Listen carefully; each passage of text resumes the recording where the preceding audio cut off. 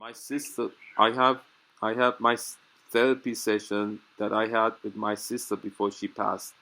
She was sharing her therapy session with her therapist with me, and she didn't want to tell me. She wasn't communicating because she was ashamed, and I understand why.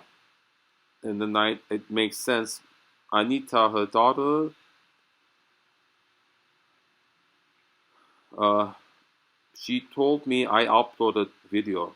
She's telling me that she doesn't want me up posting on Facebook and YouTube her images of her dancing next to my highly sexualized social media. And then she asks me, "Are you getting off on my?" I mean, meaning me. She's saying, Zeke, are you jerking off to my picture? Me jerking off to my niece. She's asking me that, and I have the recording. It had me baffled why she would ask that, and then later I had insight why.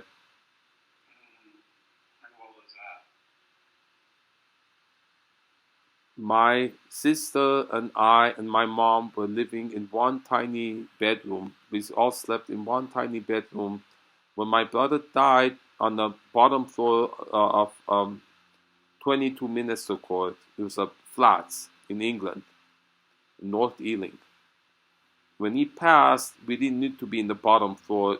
He was put in the bottom floor because he was cancer patient, and he would have nurses come and visit him there to clean him.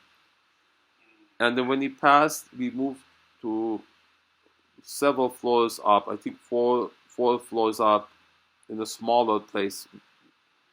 And it was only one bedroom. Me, my mom, and my sister were staying there. And I reached puberty there.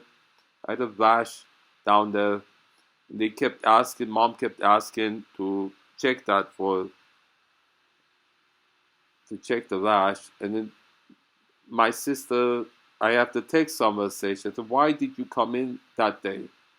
We need to check the rash to see if it needs to see doctor. And I said, look, Alice, the doctors in England have always been universal healthcare. You just go in, there's no paperwork. You just write your name, they see you. There was no cost at all to see doctor. So that was the excuse. And so I've known me and also friends I've known who had their first sexual experience was like incest or something taboo, and they feel shame because of it.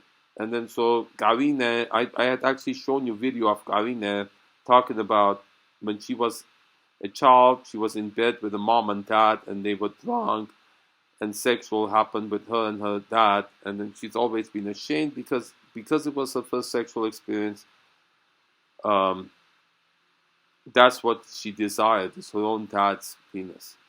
And so you understand, because it's taboo, she her whole life she hates herself because she has that sexual desire for her dad.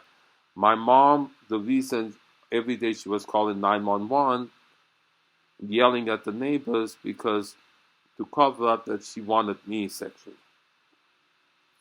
My sister had that, and then she couldn't take it. She died because she wouldn't yell.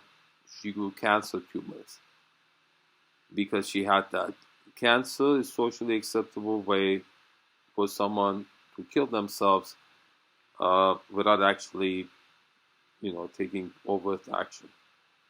So, so I feel that Alice wouldn't communicate. In that therapy session, I asked her to reveal what she had discussed. I knew that was it, but she didn't want to. She wasn't communicating because she was ashamed of it. So she died without that voice being heard. Her daughter is voicing. I feel Anita wouldn't say that if she wasn't feeling it. She's voicing that because she wouldn't admit it.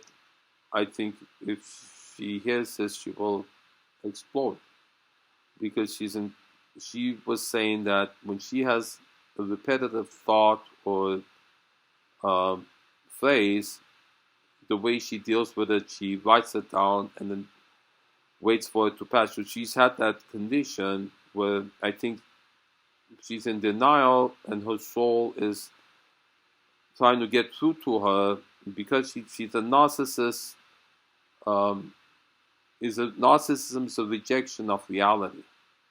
So she doesn't want to hear it. She wants to shut it out. We're going to be watching Robert De Niro in the movie um, Hide and Seek.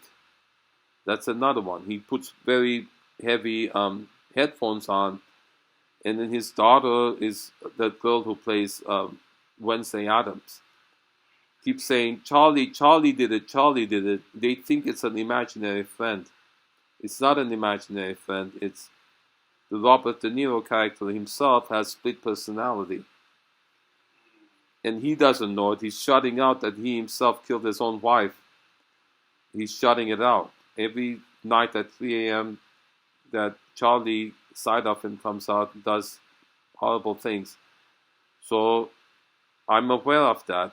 The people who have something horrible and the personality fractures, it breaks part of themselves that they hide because it's so atrocious to them. You see? So I know this because I've been involved in families, including my own, that have this going on. Generational trauma, passed on abuse that goes on. There's murder in these families that I've reported. There's rape, there's consensual incest going on in families that I'm involved in. And they don't report it because they want to protect the perpetrator. They're actually okay with it. They actually support it because they grew up in it. And then whether it's Stockholm Syndrome or trauma bond or maybe some other, the abuser and the perpetrator and the target, they consent to it. They go on doing it. They don't, if someone reports it, at church, Steve took Mario to court. Mario is his daughter's boyfriend. Mario has sex with his daughter and their daughter, his granddaughter. It's consensual incest. When he took Mario to court, the daughter and the granddaughter both support Mario. They're okay with it. They don't mind. So the court says inconclusive. They don't prosecute him for having sex with his own daughter because his own daughter, consensual incest. The church doesn't, the court doesn't prosecute.